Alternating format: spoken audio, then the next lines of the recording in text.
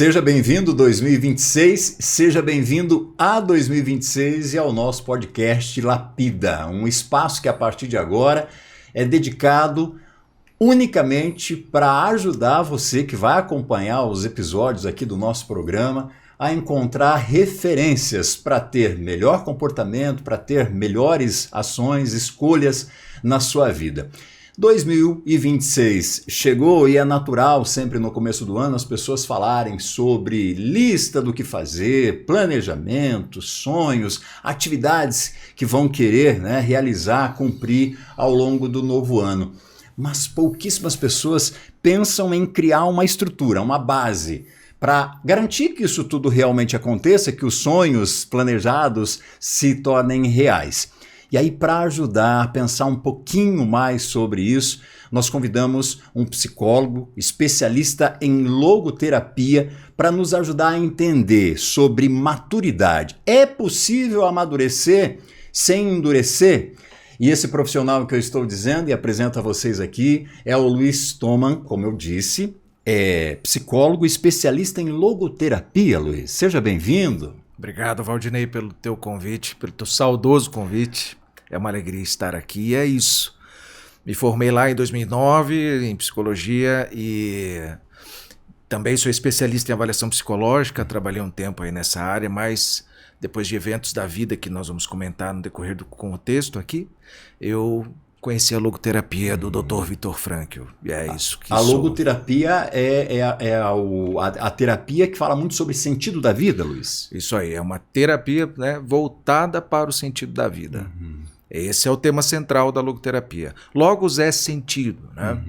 Então ela vai estar voltada assim para esse direcionamento da pessoa com o mundo, né? Essa relação dela com o mundo, enfim. Aliás, se você jogar nas pesquisas, nas lupas de pesquisas por aí, uma das perguntas mais frequentes é: qual é o sentido da vida? A gente tá sem essa referência, Luiz, sem essa resposta, ou como a gente chega nessa resposta?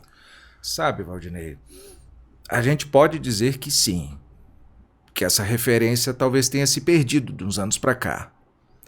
Mas há também muitas pessoas, não muitas, mas a gente ainda tem notícias de pessoas que reconhecem esse movimento próprio do sentido, né?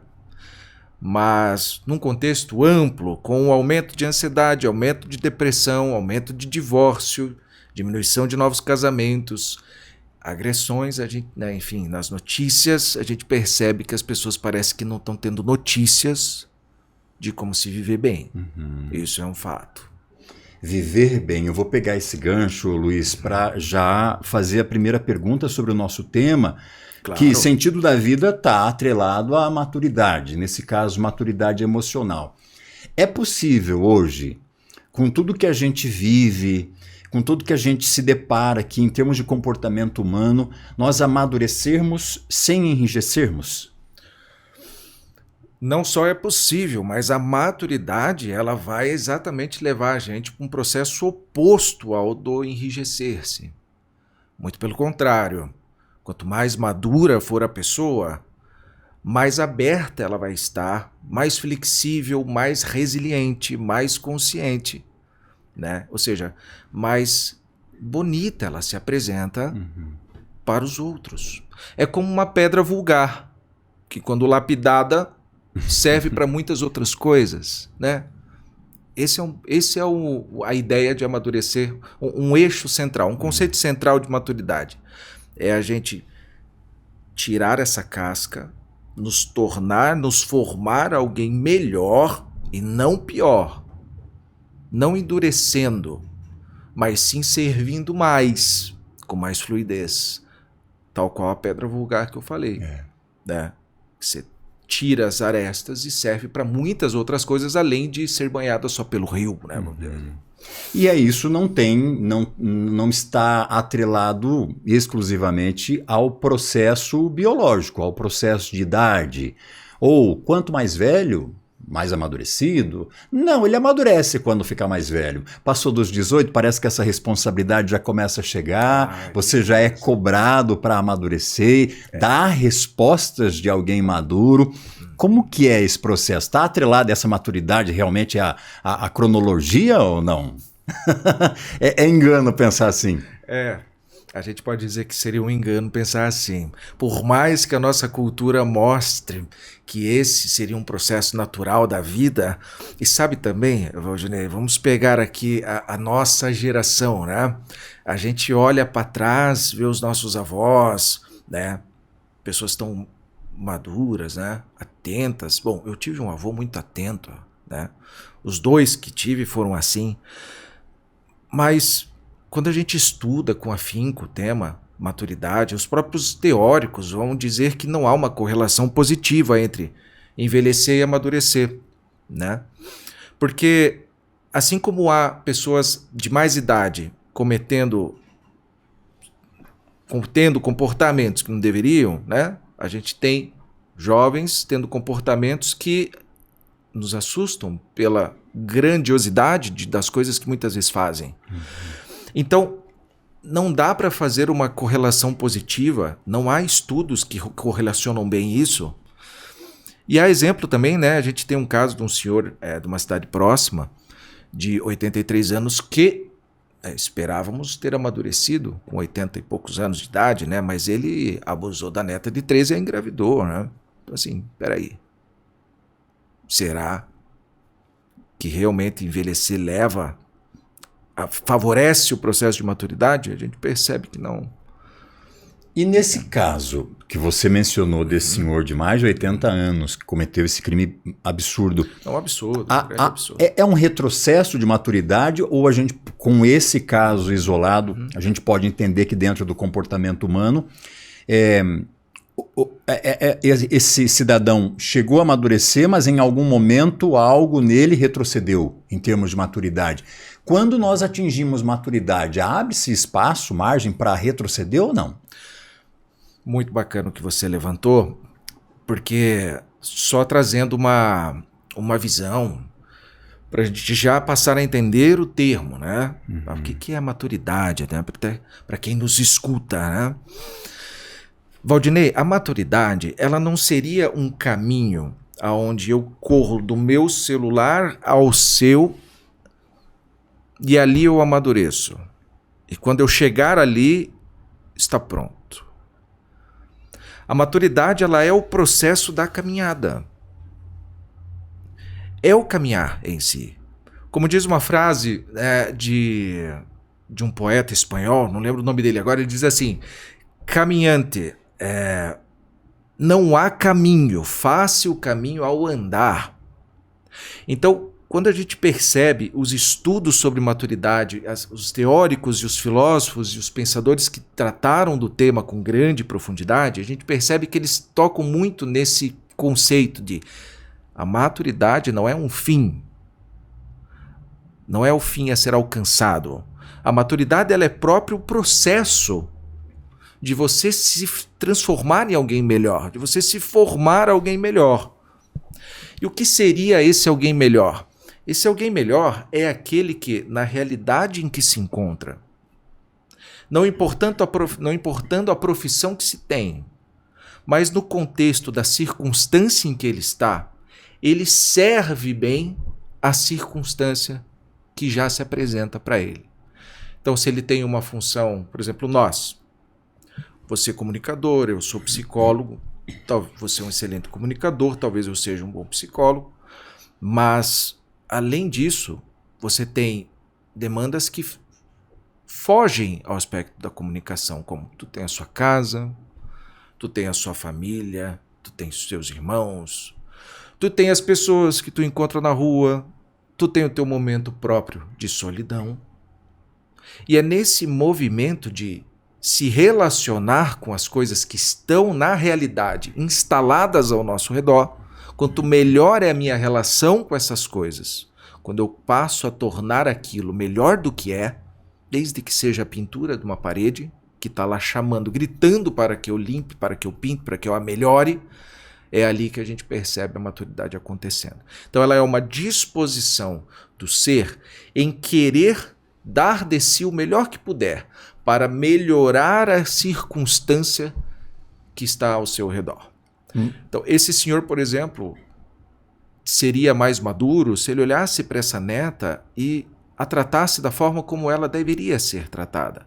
De uma forma a ajudá-la a crescer, a ajudá-la a ser uma mulher melhor do que ela é, uma adolescente melhor do que ela é, e não diminuí-la ao ponto de transformar ela em um objeto de prazer, engravidando a própria neta, né?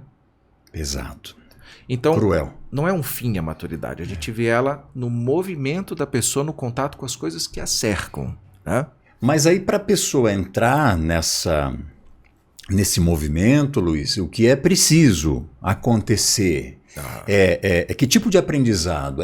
São referências? É o próprio instinto que te leva, que te convida para isso? Porque é o que você usou aí o exemplo da parede.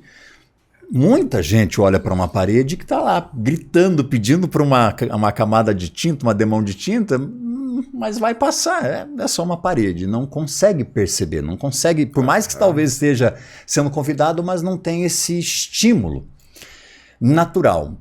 E aí vem a pergunta, de onde vem a nossa capacidade de amadurecer? Como que a gente realiza esse processo? Esse processo ele tem algumas fases importantes de se vencer antes de alcançar isso. Primeiro a gente pode dizer assim, é necessário conhecer um pouco sobre a vida, buscar conhecer sobre a vida, para compreender como ela funciona e assim compreender o que entregar para ela. Sabe, Valdinei, nosso tempo, nesse tempo em que a gente vive, fala-se muito pouco sobre a vida. O que a gente tem no máximo é quando a gente abre o Instagram e a gente dá uma olhadinha aqui nas postagens. O máximo que a gente tem são ali afirmações, muitas vezes até muito mal escritas e muitas vezes até hedônicas, né? De pequenos curativos sobre, olha, seja você mesmo, olha, cuidado com o que você fala com as pessoas. Mas nós não vivemos um tempo realmente em que se ensina a viver. Há 100 anos atrás, há 150 anos atrás, a gente tinha isso como uma formação que acontecia inclusive diretamente nas escolas. Se a gente pegar o tempo mais antigo, os tempos dos clássicos, na Grécia, a principal formação era da moral. Falava-se muito sobre a moral. Os mitos, a mitologia, né? Era esse o objetivo dela. Trabalhar os processos do existir, da existência. Expandir consciência. Por isso se aprendiam os mitos na Grécia. Lá se ensinava sobre como se relacionar bem, sobre como fazer com os filhos. Por exemplo, Aristóteles, em pleno momento de caos na Grécia, ele descobre que vai ser pai. E sabe que lá naquela época, para saber se era piá ou menina, as mulheres urinavam em sacos de arroz, né? Mas isso deixa para um outro. É curioso. No mínimo curioso, teremos que voltar para contar porque até hoje o teste de farmácia que se usa ainda tem a mesma metodologia. Aí. Mas a gente marca um outro momento. Combinado. Então, Aristóteles, com a iminência de ser pai e sem saber se estaria vivo, ele começa a escrever, tomar notas do que seria bom ensinar a esse filho sobre viver. Ele começa a escrever como com um manual. Não, peraí, deixa eu deixar isso aqui para o meu filho detalhado, para se ele nascer e eu estiver morto, ele pelo menos tem um passo a passo, né? Um manual, vamos dizer assim. E realmente, daí surge uma obra maravilhosa na filosofia chamada Ética Nicômacos. Nicômaco, que é o filho de Aristóteles, em homenagem ao pai dele, né? Ou seja, olha a preocupação. Hoje os pais têm filhos, mas o máximo que acontece é eles tentarem ajustar uma agenda para suprir a necessidade do convívio. Mas sequer param para pensar o que eu vou ensinar para esse filho. O que eu sei sobre a vida para passar para ele. Então hoje nós vemos uma escassez de conhecimento. Nós não temos mais notícias de como se vive bem. Diferente de 100, 150 anos atrás. Então, se hoje o primeiro passo para amadurecer é começar a buscar conhecimento sobre a vida, é começar a tocar nos assuntos da moral, nos assuntos da ética, nos assuntos próprios da filosofia, que inclusive, abre parênteses, hoje as pessoas parecem que têm um ranço porque não conhecem né? Fecha um parênteses. Então esse seria o primeiro movimento. Querer se formar alguém melhor. Você citou aí Aristóteles e trouxe também a abertura do caos, da dor, da dificuldade. Muitas pessoas também têm isso internamente, essa crença de que a gente amadurece muito mais quando você se depara com situações difíceis da vida. Que na zona de conforto, que na tranquilidade, dificilmente você consegue dar um passo a mais nesse processo de maturidade e tudo mais. Isso é real, Luiz? É real. Mas como olhar então para a dor com essa vontade de amadurecer? Ou seja, o que isso aqui está tentando me ensinar? Talvez esse seja o caminho? Sim, esse é o caminho. Existe um autor chamado Overstreet que escreve um livro, A Maturidade Mental. Você sabe que ele perde a maior parte do tempo escrevendo isso. Metade desse livro é ele explicando sobre o caos da pessoa humana, né? Da nossa existência de fato. E é tão gostoso de ler esse livro, acho que em um momento ou outro eu devo ter lhe indicado, porque ele, nos primeiros capítulos, que dá metade do livro, ele vai trazer justamente essa ideia do homem que nasce envolto a um caos e que o processo próprio de amadurecer é também conseguir vencer ou abandonar as ilusões mais infantis. E ele diz, toda criança nasce como um mini infrator, toda criança nasce incomunicável, toda criança nasce aborrecendo alguém, toda criança nasce desorganizada. E é isso mesmo que nós somos. Se você parar para pensar na nossa infância, não há nela muitas notícias assim de que a gente de fato já nasceu sabendo escovar os dentes, já sabendo fazer as coisas como deveria. Na verdade é muito pelo contrário, a gente realmente nasceu como muito terríveis e toda criança é assim, né? O que fez ele pensar, se toda criança é assim, então está aqui um ponto fundamental também da maturidade. A gente nasce nesse caos, então um dos processos de amadurecer também é alcançar o tal do logos, né, que é o princípio organizador para a filosofia, né? Então é vencer essas demandas infantis. Quando não se vence essas demandas infantis, que levam à soberba, à destemperança, à injustiça, porque a criança não sabe medir direito se é justo ou não. Não que ela não queira. Ela não tem referência, não tem habilidade para fazer isso. Ainda. Ela não sabe a hora de dormir corretamente, a hora de acordar. A criança, ela é esse movimento caótico. É isso.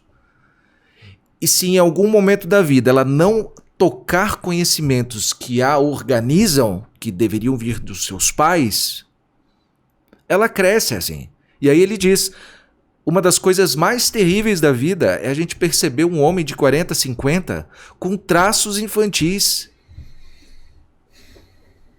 Eu vou pôr o dedo na ferida agora, Luiz. Aproveitar essa sua deixa e aí conversar com você que está acompanhando o nosso programa aqui.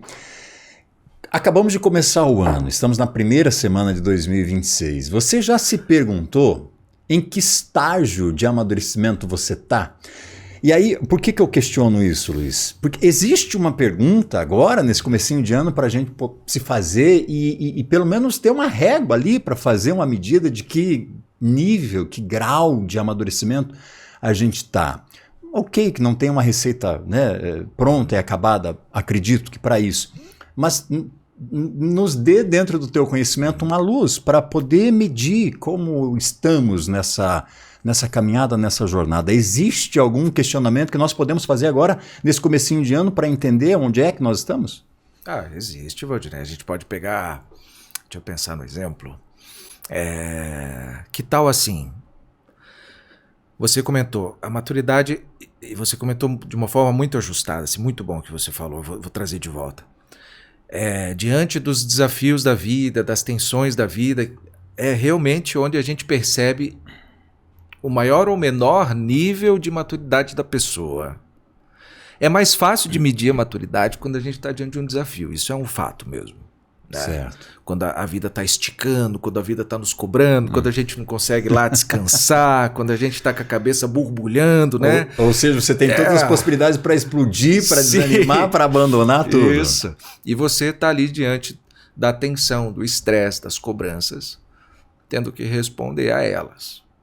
Aqui tem um movimento legal para a gente entender isso. A gente pode fazer duas perguntas. Uma que é a seguinte: por que isso está acontecendo comigo?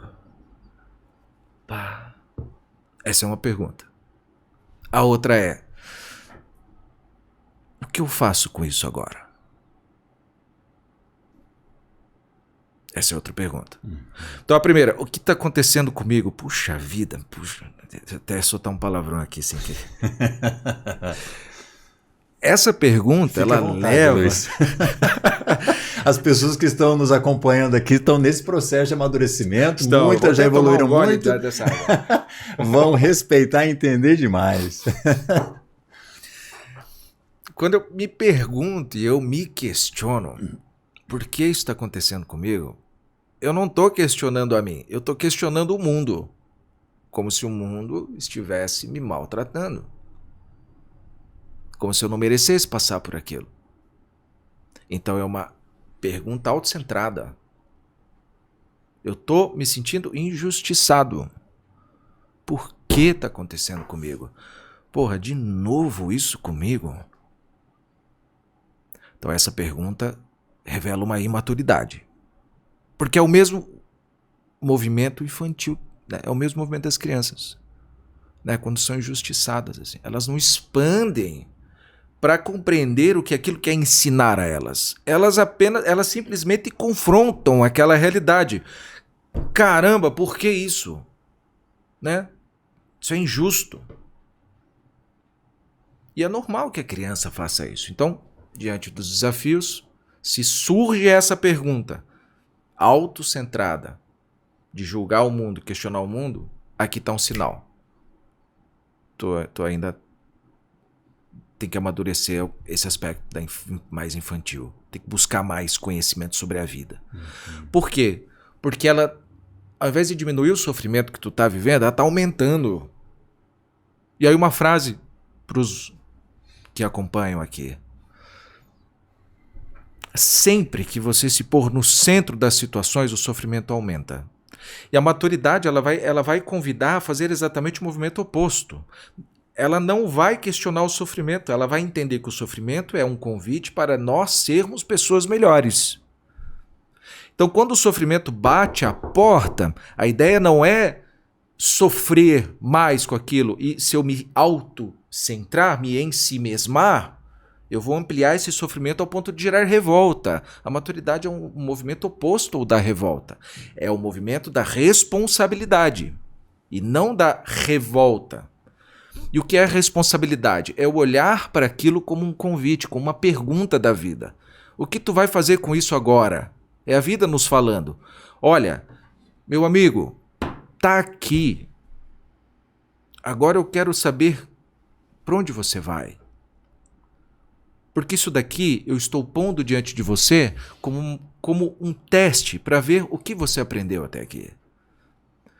Por isso a pergunta correta diante dos sofrimentos da vida a se fazer é: e agora, o que eu farei com isso? O que isso quer me ensinar? O que posso aprender com isso? Que caminho isto revela para mim? O que posso melhorar em mim mesmo? Aí sim.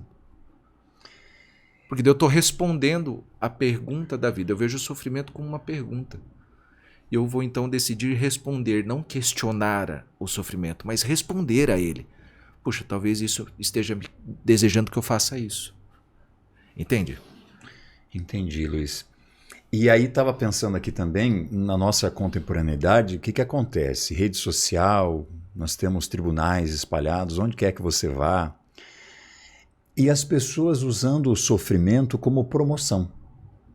Usando esses momentos de dificuldade, de alguma maneira, até talvez inconsciente. Eu vou dar um exemplo aqui muito banal. O camarada está lá, num ambulatório, num hospital, está recebendo uma medicação, está recebendo um soro. Vou te dar um exemplo muito banal aqui, mas é muito corriqueiro ver isso nas redes sociais. E o cara está lá e estou aqui, a vida está difícil, ou ele está num tratamento e ele está realizando o tratamento e está buscando uma cura, alguma coisa nesse sentido, mas ele parece que tem uma necessidade de fazer isso se tornar público para que as pessoas olhem, talvez com um certo tom de, puxa vida, de lamentação, de pesar para aquela situação toda. Nós não estamos nos acostumando a fazer um espetáculo do sofrimento também, ao mesmo tempo que nós estamos falando aqui de que o sofrimento é uma boa porta de entrada para a gente amadurecer, nós estamos deturpando essa ideia, espetacularizando essa situação e perdendo a oportunidade de realmente progredir? Com certeza. Concordo perfeitamente. E se você parar para pensar no teu exemplo, dá para identificar aí. Identifique você. Perceba se não é exatamente isso que as crianças também fazem. Um espetáculo. É que tu não tem filhos, né? Mas a criança no mercado, todo pai já viveu isso. De ver sua criança se jogar. Mas tem os sobrinhos, e os meus sobrinhos, eu percebo muito. Então, assim, se ela não se jogar... Um vitimismo. Se ela não se jogar no chão no mercado, ou chorar demais porque ela quer um chocolate ou um Kinder Ovo, ela em casa ela vai fazer isso. Porque é natural da infância. É um mecanismo de proteção desse imaturo ainda. Né? Então, esse exemplo revela também um traço dessa infância, que também não é um mal. Não podemos dizer que isso é um mal. Isso é um processo natural nosso. É que espera-se que a gente passe por esse processo e aí sim amadureça sobre ele. Ou seja, é legal pensar no processo de maturidade, porque o que é o endurecer, né? Que é como um fruto. Quando o fruto está verde, ele é duro. Esse movimento que você trouxe no exemplo é um movimento de rigidez. Então, por isso que no começo a gente disse amadurecer sem endurecer. Na verdade é sair do endurecimento e ir para o amadurecimento. Né? O correto é isso. Porque todo o processo de maturidade, ele revela rigidez. Ele revela egoísmo. Ele revela soberba. Ele revela uma pessoa que tem dificuldade de pensar. E os processos já da maturidade já são mais flexíveis, como um fruto maduro. É mais molinho. É mais gostoso. Daí dá para ser consumido. E o fruto não consome a si mesmo, né? Ele serve aos outros. Ele serve aos outros. Ele serve aos animais, aos passarinhos. E isso é o que se espera da vida. Então, mais madura é a pessoa, quanto mais ela serve aos outros, né? E já que nós estamos falando em servir também, como começar um novo ciclo, né? Estamos começando 2026, como começar então esse ano, olhando para isso tudo que você trouxe no dia a dia, na forma mais prática possível, para fazer com que a gente entenda que a nossa régua ela pode ir aumentando ali de nível e mostrando para nós que nós estamos num processo de amadurecimento, Luiz. De uma forma bem prática. Quando for elaborar os planos do ano, não deixe de incluir neles a oportunidade de servir alguém, que seja em casa ou que seja uma instituição, né? Os pacientes que chegam até o consultório, Valdinei, eu sempre os aconselho, já no início dos acompanhamentos, a procurar uma instituição, a trabalharem voluntariamente a uma instituição, né? Que seja a PAI, que seja um Rotary, que seja algum lugar. Porque é o convite que eu faço, já que busca um processo psicoterapêutico, a gente entende que estamos ali lidando com esse sofrimento, com essa dificuldade de lidar com o sofrimento, com essa dificuldade da imaturidade. E eu trabalho com maturidade, especificamente com esse processo. Então, é mais que natural também que eu convide esses pacientes a ir a uma instituição, né? Servir voluntariamente. Então, aos que nos acompanham você aqui, façam o mesmo. Há inúmeras instituições ao redor de onde moram, precisando. Então, se quer amadurecer, há um caminho muito, muito bom para isso. Sirva. Sirva voluntariamente de forma formalizada mesmo, sabe? Vá a uma instituição e comece a servi-la, que seja uma vez ao mês, seja a comunidade do bairro, que seja a sua igreja, mas sirva. Coloque como projeto de vida. E aí verá a mágica acontecer, né? Porque enquanto você está lá servindo também, não é um mar de rosas, porque são pessoas. Claro. Vai vir um monte de novos problemas, você vai se questionar, mas por que eu ouvi o Luiz aquela vez e pus, né, no meu projeto de vida isso, mas no decorrer do tempo vai perceber que o coração dilata, né? A gente se melhora, a gente começa a entender mais sobre a vida quando vê a dificuldade daqueles que estão piores do que nós, né? E também esse é um movimento que as crianças não conseguem fazer e que muitas vezes a gente tem que levá-las, né, a uma instituição para ver como as coisas acontecem. E no passado isso era muito comum, né? Anos, 100, 200 anos atrás, era muito comum as crianças vivenciarem mais esse sofrimento humano. Hoje os pais privam as crianças de ver um morador de rua, privam-as de ver um deficiente físico, né? E no passado isso não era assim. Então, de modo prático, encontre uma instituição para servir. Já é um grande passo para você exigir mais de si, conhecer mais sobre a vida, e é um bom começo para a maturidade. Perfeito. Perfeito. É um convite, né? É um convite. Um convite. É. Agora, Luiz, quando dentro da tua área você recebe os teus pacientes, pacientes que você chama clientes... Tanto faz. Tanto faz, né? São pessoas interessadas em melhorar. Pessoas. Eu digo que a minha abordagem no consultório nem é a logoterapia, mas é a pessoa. É a pessoa, perfeito. Quando você se depara com isso, você está se deparando com uma fatia da sociedade. Mas ela é muito ínfima, ela é muito pequena, né? Diante do que nós temos aqui de comunidade, de população. É mesmo, muito pequena.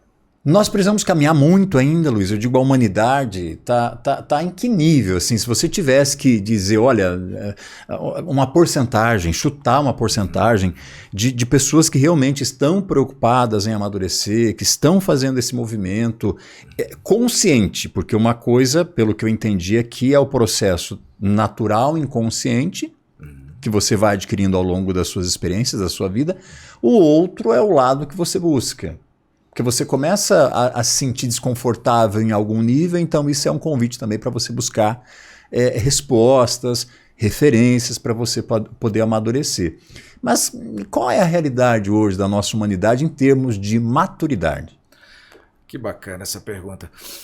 Olha que interessante. Sabe que há algo dentro de nós que está dentro de todas as pessoas. A gente vai dizer que dentro de cada pessoa existe um princípio organizador. Existe um logos dentro de cada um de nós.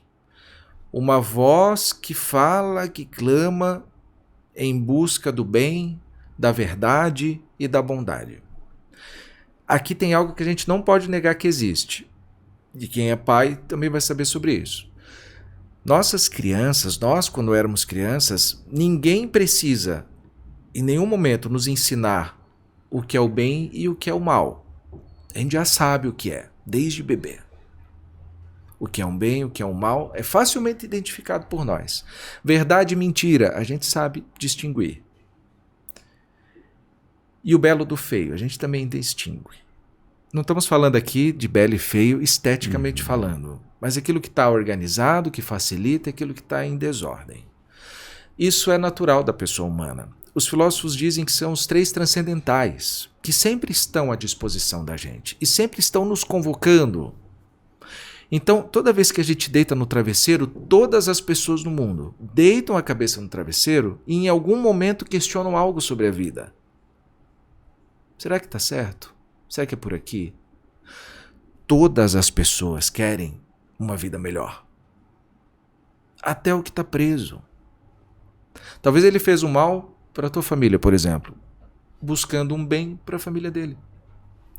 Todos são assim. Então há algo de instintivo em nós, que é a busca pelo autoaperfeiçoamento.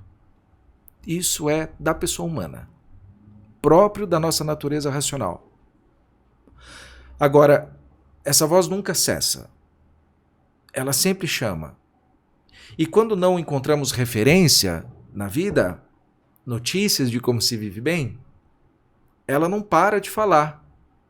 E é aí que a gente tem um princípio de neurose, um princípio de ansiedade, um princípio de depressão.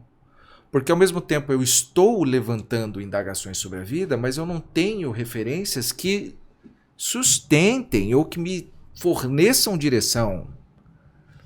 E meus pais também não têm. E meu professor também não tem. E aí eu não procuro uma igreja, aí eu não leio. E aquela voz não cessa. E hoje nós temos um século do ego, nós chamamos assim. Da barulheira, porque da barulheira interior. Esse chamado que você está falando aí, que está ali martelando, às vezes a gente não ouve porque você está conectado, ligado a outros barulhos. E o duro é que ele é tão alto que mesmo que tu não queira ouvir, ele vai estar sempre ali falando. Ah, vai continuar martelando ali. Vai. E se você não sabe para onde ir, isso confunde. Isso faz com que eu gere neurose, que é uma hiperreflexão. Ansiedade, que é gerar esse movimento ilusório de uma vida ideal, de uma vida melhor do que essa. E eu acabo me conectando mais com o meu mundo mental do que com o mundo real. Eu me desconecto da realidade. E aí eu travo, eu começo a desenvolver sintomas. Fobias, medos, revoltas. Então, isso é próprio do ser humano. E hoje o que nós temos? Não houve em nenhum momento da sociedade um século em que faltou para o ser humano referência sobre viver. Nós temos hoje nas bibliotecas, nos livros, inúmeras fontes para nos ajudar a viver bem. Só que nós não temos da cultura popular, no inconsciente coletivo, um movimento que leve a isso hoje. Nós temos hoje um movimento cultural que leva ao acúmulo de prazeres na vida, ao acúmulo de poderes na vida, e não a um acúmulo de sentido. Por isso o século do ego. Hoje nós temos um século em que as pessoas estão extremamente centradas, elas sabem sobre todas as coisas. Nunca leram, mas sabem, boa parte delas. Um século em que a gente tem um nível de ansiedade e depressão tão alto, nunca registrado antes. Suicídios jamais vistos também, né? E olha que já vivemos épocas terríveis. Mesmo numa idade média, medieval, negra, escura, em épocas de peste negra, o homem foi tão infeliz. Ainda lá tinha um caminho a ser seguido, um Deus a ser cultuado, uma esposa, um filho, uma família a ser constituída. Hoje nem família se quer mais. Se tem medo de ter filhos, Valdinei. A gente não viveu isso em outra época. Pelo menos não é o que os teóricos dizem. Então, nós vivemos numa época extremamente difícil, em que, vamos dizer, mais de 80% das pessoas talvez não tenha recebido notícias sobre como amadurecer. E aí uma coisa boa. Nesse ano, eu quero ir às escolas públicas, começar um projeto aqui, na cidade onde moro, para tentar levar esses temas de maturidade aos adolescentes. 1º, 2º, 3º ano. Chamado Projeto Jovens de Sentido. Foi protocolado junto aos órgãos públicos, ainda não tivemos notícias se aprovaram ou não. Mas esse é um projeto de vida meu. Poder começar a ir dar notícias para esses jovens de como se vive bem. De como ter filhos, coisas básicas da vida, né? De como fazer uma família, de como namorar, do que é sentido, de como se organizar, de como crescer. É encontrar o sentido no simples. É o simples que dá certo. Gozado que eu estava vendo essa semana, Luiz, um estudo, foi rápido, eu não consigo lembrar o nome do estudo, mas um estudo muito antigo, onde um pesquisador reuniu lá centenas, milhares de ratos para esse experimento, e esse experimento durou algumas fases. Por favor, me corrija aí, me ajude a entender um pouco mais, mas tem tudo a ver com isso que você disse. Em determinado momento, quando esse estudo começou, os ratos ainda apresentavam, vivenciavam as dificuldades naturais da espécie. Do acasalado, procriado, se alimentar, da água e tudo mais, do ambiente confortável. E à medida que esse estudo foi sendo, o processo foi sendo conduzido, esses ratos eles foram presenteados de uma maneira em que tudo para eles ali naquele ambiente se tornou fácil. Água, a quantidade que queria, comida, a quantidade que queria, ou seja, eles tinham liberdade total, eles não tinham nenhum tipo de escassez, nenhum problema. Ou seja, viviam no paraíso. No paraíso, no Éden. E foi aí que essa comunidade se extinguiu. E eu não sei se você sabe desse estudo, e me perdoe, eu não sabia aqui a referência exata. Eu já vi um vídeo sobre ele. Já. Mas por que eu trago isso agora? Porque veio... Porque a gente está falando de sentido da vida. Você acabou de mencionar aí as coisas mais simples. É encontrar beleza no simples, é encontrar significado no dia a dia, na resposta que você dá aos seus, ao meio, ser pai, a parede, a pintar a parede. A gente está perdendo, a gente está caminhando para perder isso, Luiz, esse tesão de viver. Sim, a gente está perdendo essa boa instalação na realidade circunstancial, nessa que está aqui, que nos cerca. Sim. E esse é o processo próprio da ansiedade, né? Hoje nós temos um aumento no DataSUS de 2023 a 2025, agora, né?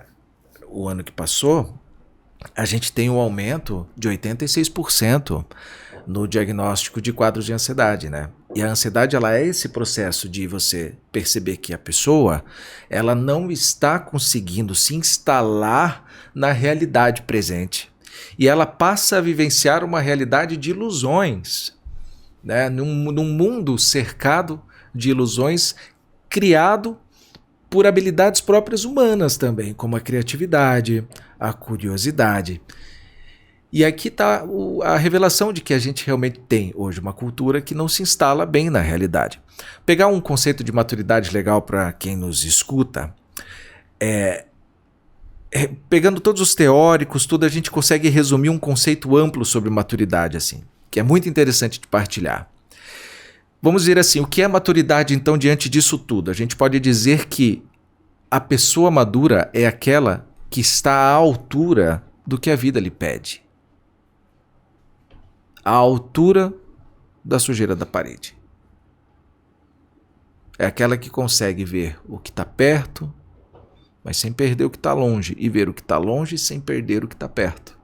Ela sempre está disponível a tornar a sua circunstância melhor do que é. E aí também pego como um gancho uma citação de José Ortega y Gasset, um maravilhoso filósofo espanhol, que ele vai colocar muito bem também essa citação assim, quando diz que nós somos nós, mas também a nossa circunstância. Então, eu sou eu, diz ele, e a minha circunstância também sou eu. Então, quando você chega na casa de alguém, você vê os relacionamentos da pessoa, você percebe que a pessoa madura, ela tem certa elegância. Elegância não no sentido de saber se vestir, de saber se cuidar. Porque elegância vem de elegere, que é saber eleger. Eleger bem, fazer uma boa eleição. Então você vê no prato de comida dela, ela pode enchê-lo, mas ela faz uma boa eleição. Ela seleciona aquilo que é importante primeiro. E o prazeroso, que é o mais infantil, depois. Quando ela está na relação com grupos de amigos, numa confraternização, numa mesa de um bar, qualquer lugar, ela também vai saber eleger bem as palavras que usar, as pessoas a conviver. Ela vai saber a roupa melhor a usar para aquele ambiente, o que ela está comunicando e o que ela de fato vai levantar de reflexão. A pessoa madura, ela é cordial. Ela sabe ser cordial. Cordial no sentido de saber ser educada. Porque ela quis se educar, ela buscou isso. Então ela vai sempre estar disponível a uma boa palavra. Ela vai ter um fundamento para dizer um conselho. Ela não vai dizer da boca para fora. Ela não vai ser desonesta intelectualmente, como diz Sócrates. Ela vai falar do que sabe, e se ela não sabe, ela diz: eu não sei falar sobre isso, mas vamos pesquisar juntos. Ela faz convites para os outros. Ela compreende os outros. Ela não tem ânsia por dar respostas. Ela não discute. Ela leva a comunicação do próprio termo, aquilo que é comum. Ela preza pela moral, que é o bem comum. Então ela talvez não tenha ânimo nenhum para pintar a parede. Mas se ela sabe que aquela parede pintada melhora o ambiente, não só para ela, mas para que ela receba ali. Ela não vai se vestir porque colocar uma roupa boa, porque por que eu vou me vestir assim só para os outros? Não, ela vai se vestir para os outros de verdade, porque ela quer que os outros tenham a melhor experiência com ela. Porque ela quer fazer este bem, desde o vestir. Ela vai pensar em ter filhos, ela vai pensar em ter família, ela vai pensar em ser essa ponte entre aquilo que é o sofrimento e aquilo que é a vida nos convidando a crescer. Então ela vai ser otimista, alegre, ela terá bom ânimo. Ela prezará por isso. Porque ela sabe que se ela quer otimizar a vida, fazer o melhor que ela puder, ela tem que ser otimista. E otimismo vem de fazer o melhor. Vem de fazer com alegria. Então ela não reclamará mais. Porque a partir do momento que ela reclama, ela também não otimiza a própria vida. Então ela também não ganha mais. E muitas pessoas, sabe, Valdinei, hoje não ganham mais dinheiro porque não sabem otimizar. Porque quando falam, meu Deus, eu tenho muita coisa para fazer no meu trabalho, elas falam com pesar, com pessimismo. Puxa vida, né? Isso trava o processo dela render mais. Ela deveria falar assim: uau, quanta coisa eu tenho para fazer, meu camarada. Sensacional, amanhã eu tô com o dia cheio. Amanhã eu vou fazer hora extra, com alegria, né? Meu relacionamento tá caótico. Não é. Puxa, eu tenho um problema no meu relacionamento. Olha o que a vida tá me mostrando. E para fechar essa ideia, eu recebo muitas pessoas que falam assim para mim: Luiz, você é psicólogo, né, e tal. Cara, deve ser muito difícil, né, saber administrar o... Como que você consegue você levar tem uma cartilha lá que você segue, né, Luiz? Levar tanto problema, ouvir tantos problemas e chegar em casa bem? Aí eu digo para eles assim: mas isso para mim é uma das maiores alegrias, eu respondo. Porque a partir do momento em que a vida parar de trazer problemas, a vida também para de trazer convites para a pessoa ser melhor. Logo, isso seria uma grande tristeza. Então, não, os problemas que eu vejo os pacientes viverem me alegram, porque eu sei que é a vida lembrando deles e falando: olha, eu ainda olho por ti e eu tenho esperanças em você e você pode ser melhor. E aqui vem a vida convidando: vamos crescer, né? Então, como eu vou chegar triste em casa? Sim. Não tem como. A vida é intencional. A gente só precisa ouvir esse convite, né, Luiz? Precisa desfocar daquilo que realmente não te agrega, não te alimenta, não te embeleza a vida e mudar um pouquinho, se preocupar um pouquinho mais em... E aí, o que eu tenho hoje aqui para resolver, para fazer e para doar? Sair do centro. Perfeito. Como um olho que não enxerga a si mesmo. A gente tem que aprender a olhar para fora, mais do que para dentro. E ver o que o mundo precisa, mais do que eu preciso. Enfim, isso é uma abertura para alguns outros encontros. Com toda certeza, não tenha dúvida. Mas ainda falando um pouquinho sobre a logoterapia, isso tudo que você trouxe é baseado na logoterapia, Luiz, no sentido da vida. É baseado em muitos teóricos, né, desde os filósofos gregos, né? A gente pega lá o principal, né, que é Aristóteles, que eu sou da escola de Aristóteles, mas também gosto muito, né, de Platão, que foi professor de Aristóteles, mas também pego muito de Santo Agostinho, de Tomás de Aquino, né? Dos contemporâneos, a gente pega o Vitor Frankl, que não tem como, ele é uma pessoa de grande maturidade, o pai da logoterapia. Ele é o pai da logoterapia. Ele é o pai da logoterapia. Porque perceba, como a gente falou, a circunstância é que vai me... A pessoa madura, ela entende que a circunstância a convoca. Então você vê, vamos pegar o exemplo do Vitor Frankl, o pai da logoterapia, né? Daí a gente entra nesse tema da abordagem. Médico, neurologista, psiquiatra, antes da Segunda Guerra Mundial, um cara já reconhecido internacionalmente, pois reduziu a zero a taxa de suicídio na Áustria, pós Primeira Guerra Mundial da Alemanha. Um cara que já tinha convites e visto pronto para atuar como professor em Harvard, já tinha seus 12 títulos de doutor honoris causa, um cara que estudou com Freud, com Adler, um cara que já era excepcional, ao seu tempo. E quando estoura a Segunda Guerra Mundial, ele é judeu. Primeiro judeu a receber um visto americano, né? Ele recebe uma carta do governo dos Estados Unidos dizendo: venha para cá, fuja da guerra. E ele diz: não posso deixar os meus pais sofrerem sozinhos. Ele é preso, vai para o campo de concentração, perde toda a sua família, sua esposa grávida, Tilly Grosser, esposa de Viktor Frankl, tendo eles casado um dia antes de serem presos. Ela morre grávida, e lá no campo de concentração, o que eles fariam? Ele não poderia atender.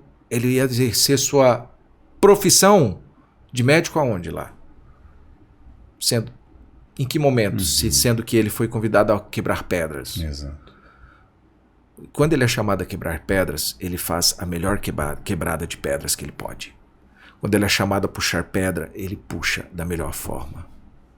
Viktor Frankl era esse cara que, sendo um grande homem na sua profissão, não deixava a profissão conduzi-lo, mas sim a circunstância é que o chamava a ser.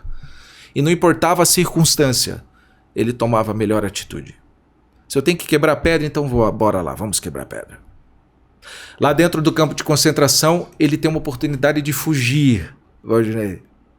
Clara de fugir. E escolhe não fazer. Não.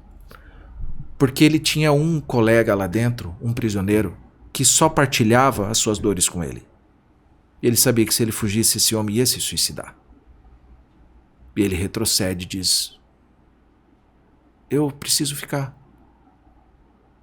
Ele precisa de mim. Ele cita nessa parte do livro, ele já está há 3 anos em Auschwitz, então ele já deve estar lá com seus 25 quilos. Olha a mentalidade desse homem. Para ficar podendo sair. E quando são libertos, há um grande campo de aveia ao lado de Auschwitz. E os amigos estão indo pela aveia mesmo, e ele briga com esses amigos, fala: para, aqui tem um caminho, não precisa pisar nas aveias, elas não têm culpa do que aconteceu. Isso é retratado num documentário que tem disponível sobre a vida dele, não tem? Documentário no livro, Em Busca de Sentido. E ele dá um pito nesses colegas. E ele diz: elas não podem ser responsáveis por aquilo que eles fizeram. Que grandeza. Deixa as aveias aí. Não vamos criar mais problemas. E ele segue. E um homem que consegue, diante dessa atrocidade, ser ainda maior. Aqui tem outro critério de maturidade. Diante do sofrimento, ele consegue ser maior do que ele é. É assim que o sofrimento faz na nossa vida. Quando ele aparece, ele nada mais está dizendo do que: você pode ser maior do que você é hoje. Não é para te diminuir, não é para te fazer atormentar, nem te fazer perder o sono. É apenas a vida, dizendo: eu acredito que você pode ser maior do que você é. Isso é maravilhoso. É muito comum ouvirmos, mas o fardo só nos é dado se nós temos capacidade de segurar, de caminhar com ele, de resolver essa questão. E não caindo aqui, Luiz, de maneira nenhuma, né, no raso. Até onde isso é verdade para o ser humano? Até onde eu posso confiar nisso? Todo o sofrimento que chega até mim é porque realmente eu dou conta.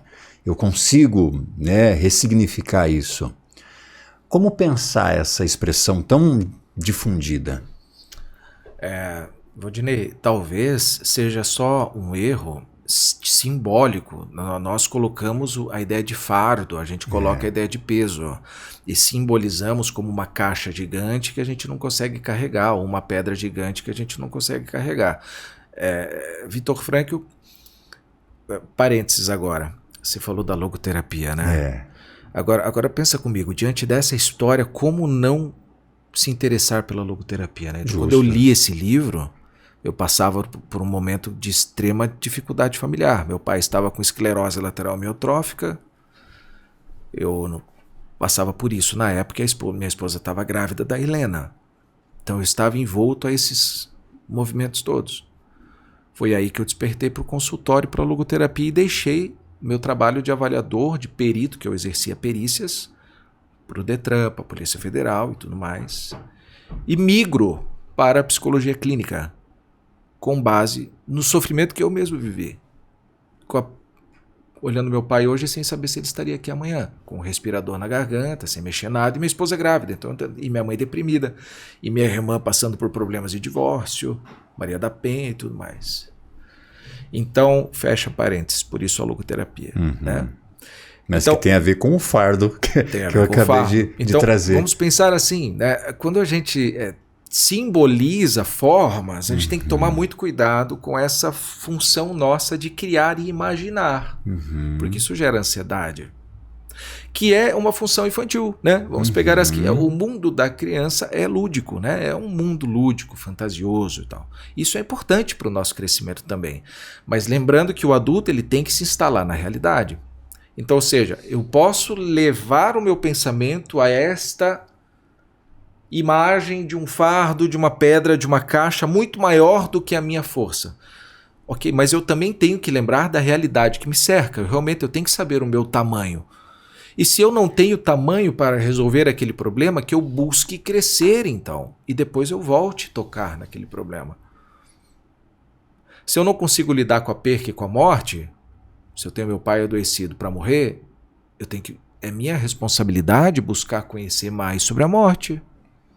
Então vou ler mais, vou buscar referências. Não se deve mesmo encarar grandes coisas se você também não tem grandes referências. Não dá para errar na medida. Nós temos um tamanho, Valdinei, e a maturidade revela esse tamanho para nós nas dificuldades que temos. Por isso ela nos faz crescer. Você é um comunicador há muito tempo. Eu sou psicólogo desde 2009.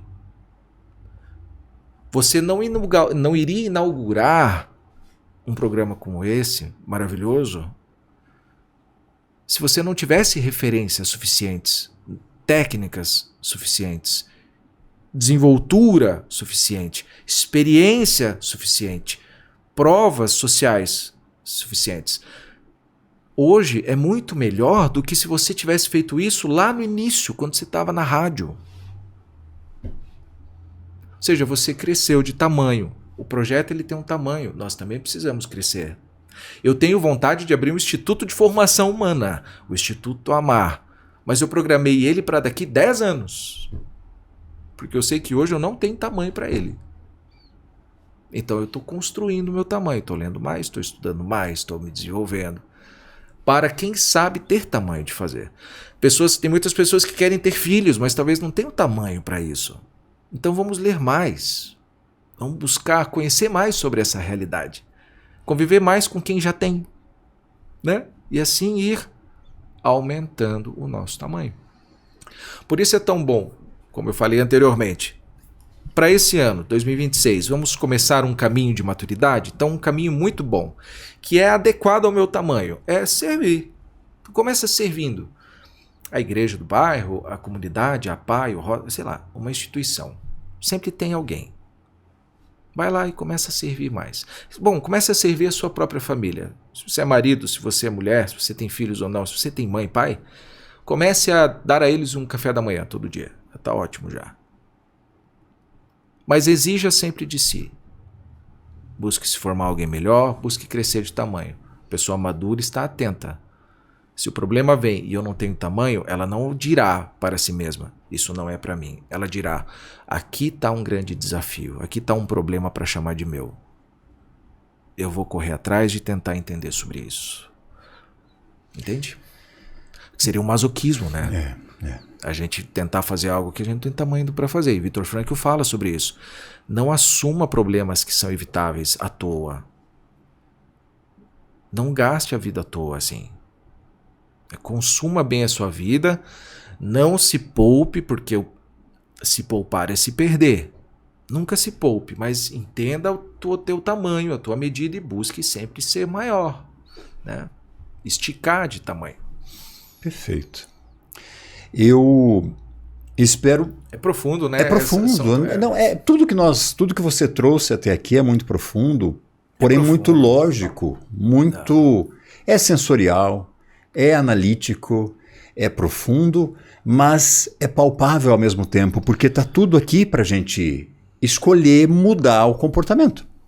Isso mesmo, está mesmo. E eu, de verdade, espero que você aí que esteja nos acompanhando agora tenha essa noção de que em algum nível e no seu tempo, a partir do teu repertório, da tua capacidade, você possa tirar um pouco de tudo isso que ouviu até aqui, apenas da ideia, da imaginação, da teoria e partir para a prática, porque 2026 chegou e é um ano cheio aí de possibilidades, a gente tem a obrigação de aproveitar tudo isso com essa maturidade que sim é construída e que não nos enrijece, como foi ali a provocação no começo do nosso episódio, pelo contrário. Pelo contrário. Então vamos resgatar as duas perguntas? Vamos lá. Então, ao invés de se perguntar por que isso está acontecendo comigo agora, né? Peça, o que a vida espera de mim esse ano? Aí fica mais fácil. Mais fácil. Então, o que a vida espera de mim para esse ano? O que os meus familiares esperam de mim? O que meu trabalho espera de mim? O que eu mesmo espero de mim para esse ano? E tome notas. Registre, né? E Luiz, como então as pessoas fazem para te encontrar, para te contactar? Você trabalha, atende? Tem agenda ainda? A agenda nós temos lá para fevereiro, Valdinei. As agendas estão bem agitadas. E as pessoas me encontram nas redes sociais. No Instagram, @Luiz com Z, Thomann, THOMANN.psi. Nas redes sociais eu não movimento muito desse tema porque também o meu trabalho online é muito intenso. São muitos pacientes que me procuram, até porque hoje só tem eu e a doutora Anne, psiquiatra aqui na cidade, que atuamos a logoterapia. E a logoterapia é uma linha que não é nova, mas que hoje está se difundindo no país e até então não tínhamos especialistas aqui. Então as agendas acabam enchendo por esse motivo. Mas eu atendo aqui na cidade, mas atendo pessoas no mundo inteiro. Na verdade, são mais de 10 países. Atendimento online também funciona muito bem ali. Sim, tenho pacientes na Holanda, na Alemanha, em Luxemburgo, nos Estados Unidos, na África, na Austrália. São distribuídos pelo mundo todo, né? Aí o problema fica eu tentar ajustar os fusos horários, né? Mas assim, falando de maturidade, esse ano é um ano que eu já me fiz esse levantamento de o que a vida espera de mim. E nas redes sociais, eu percebo que ali muitos esperam de mim que eu leve esse conhecimento para lá. E eu farei todo o meu esforço para não me poupar nisso esse ano e levar ao Instagram esses temas. Para que possam tomar consciências e notícias de como crescer lá, gratuitamente, né? Perfeito. E aqui no nosso podcast também eu fico imensamente feliz. Eu estou também muito feliz. Obrigado. De ter contado com a sua presença, ouvido tudo isso, aprendido tanto com você e com aquele compromisso de que não entrou só por um lado e vai sair pelo outro, não. Há uma transformação, há um convite, como você mencionou aí, da vida, né? Para que a gente nos posicione dando a nossa melhor resposta. Então, muito obrigado. Obrigado você. Que o seu novo ano seja repleto de realizações. Obrigado, Luiz. Que assim seja. Obrigado a vocês e a todo mundo que nos acompanhou até aqui. Esse foi o nosso Lapida. Semana que vem estaremos juntos novamente com assuntos, com temas que eu tenho certeza absoluta vão fazer muito bem a você. Até mais.